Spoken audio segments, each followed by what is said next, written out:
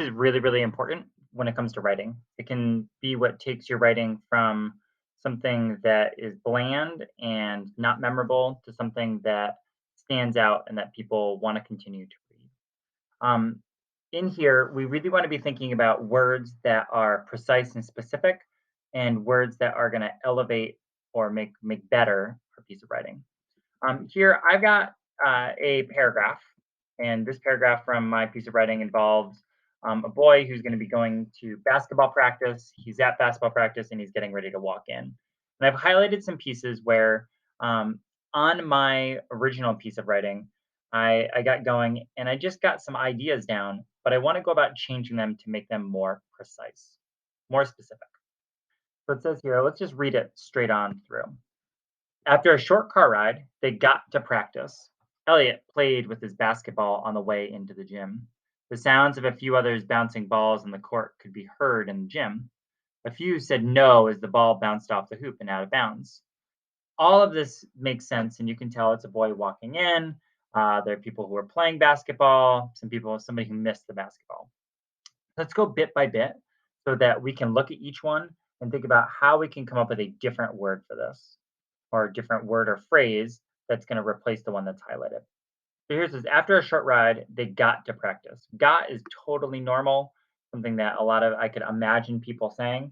I want to think of another word here where somebody gets to somewhere. And in this case, I'm going to use the word arrive. When they arrive, it makes it sound a little bit different. Okay, it's still got the same meaning, but it's something that again, as I'm going here, I could see where I'm using just a little bit better language rather than got. Here, Elliot played with his basketball. Played with his basketball. There's a lot of things he could do. He could be twirling it on his finger. He could be throwing it against a wall. He could be throwing it in the air. So I got to think about what he did on the way. And in this case, Elliot bounced his ball on the ground on the way, or on the floor, not ground, on the floor, as and then said in here that's going to change this the second part of this as he entered. So instead of going in, he entered the gym.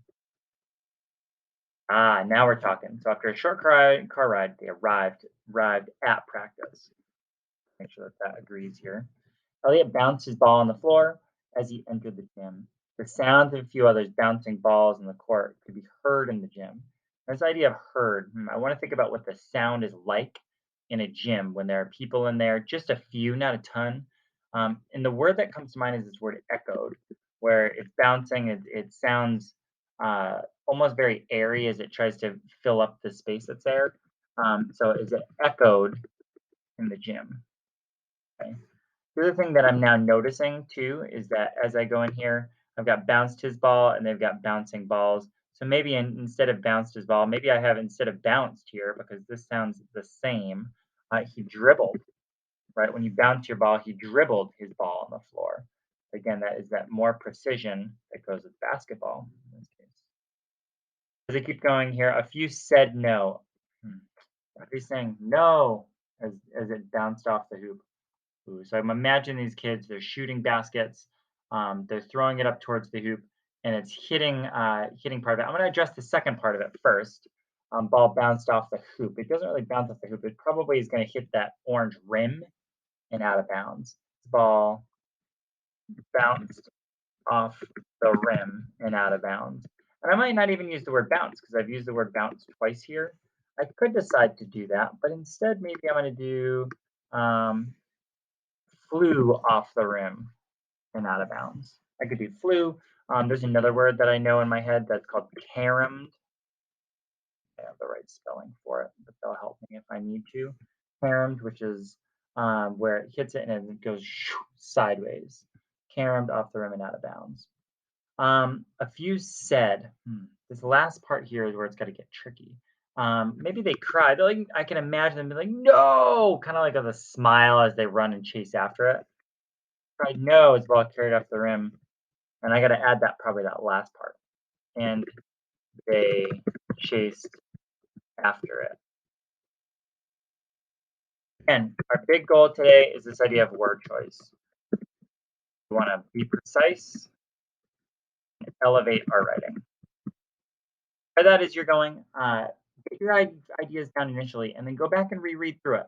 See what areas are places that you need to go about adding new information, or you need to maybe change something just a little bit in order to make it a little bit better.